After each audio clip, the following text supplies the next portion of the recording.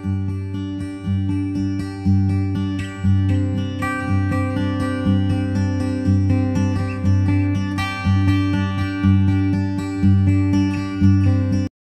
guys, just a quick vlog no before kami umalis papuntang city. So, sa mga hindi pala nakakaalam guys kasi medyo 'di ba na busy ako for 6 months kasi nga maraming naganap sa buhay ko and all. Yun, nag-start sa pagkuha ng aming new car hanggang sa may mga sudden na mga nangyari pero ayoko nang guys i-mention dito sa vlog ko.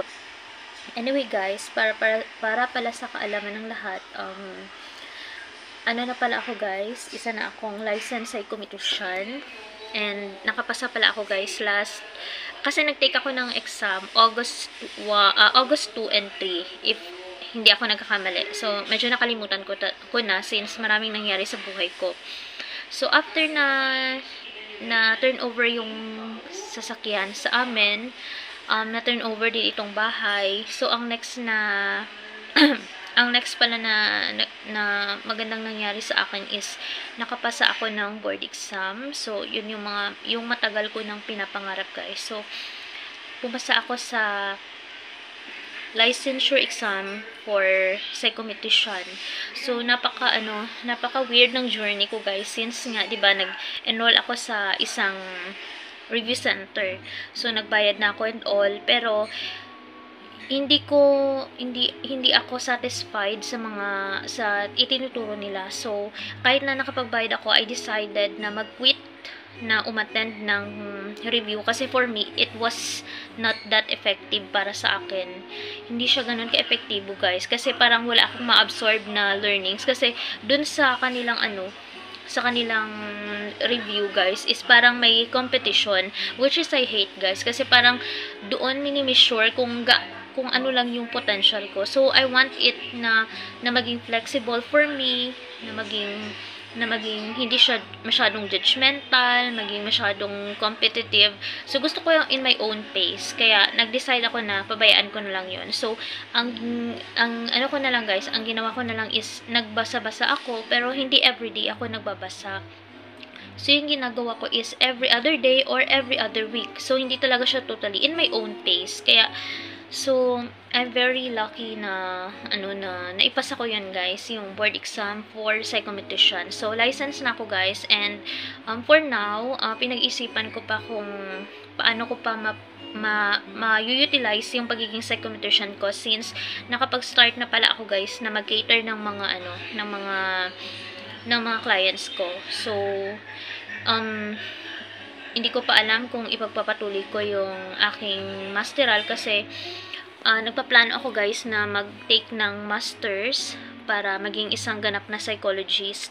So okay naman ako sa psychometrician. I can help naman when it comes to mental health, yung mga other na field ng psychology. Pero mas gusto ko pa siyang ma-utilize guys and gusto ko maging isang licensed psychologist. So after psychometrician, gusto ko na rin maging psychologist.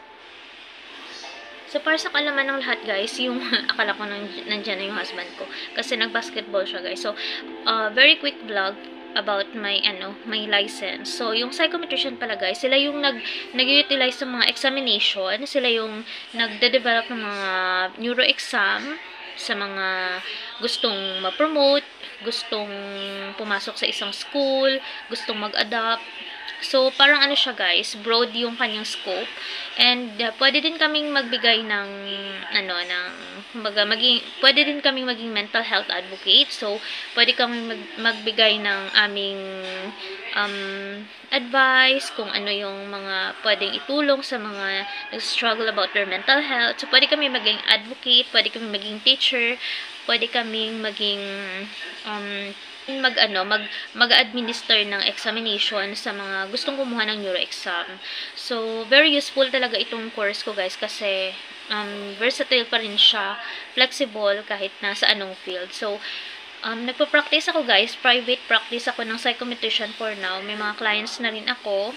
And this year, pero pinaprocess ko pa talaga lahat guys. Kasi hindi ganun kadali na pag nakapasa ka na, mapapractice mo na siya right away. Kasi marami kang dapat na i-consider lalo na kung bagong ano ka pa lang, bagong pasa ka pa lang, marami ka pang dapat na matutunan. So, hindi ganun kadali. And, marami akong options, guys. So, hindi lamang pagpapractice na psychometrician kasi isa din akong journalist. So, medyo natigil lang yung pag-journalist ko kasi parang may i-improve sa station na yun. So, hindi ko pa sure kung babalikan ko.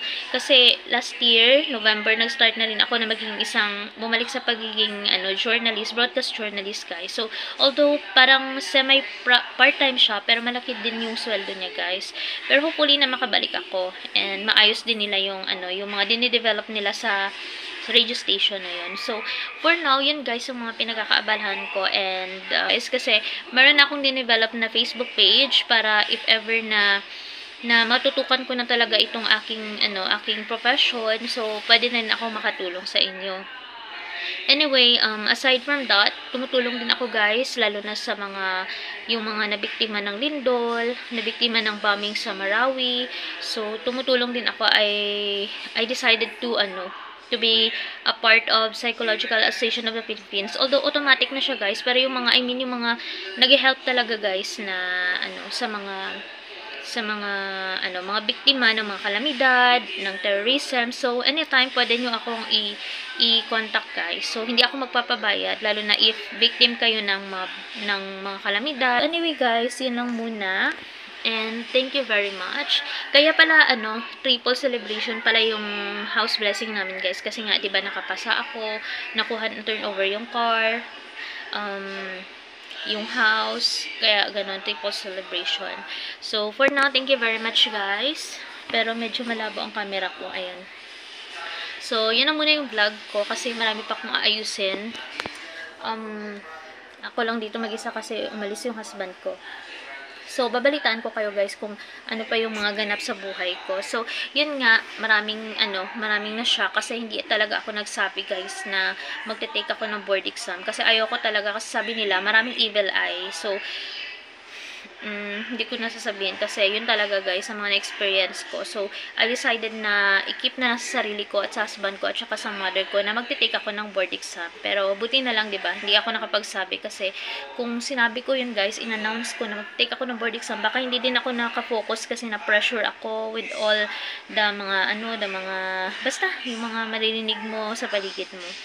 So, anyway guys, yun na muna ang vlog ko for today and thank you very much kasi nadagdagan naman yung mga viewers ko. And see you next time. Bye-bye!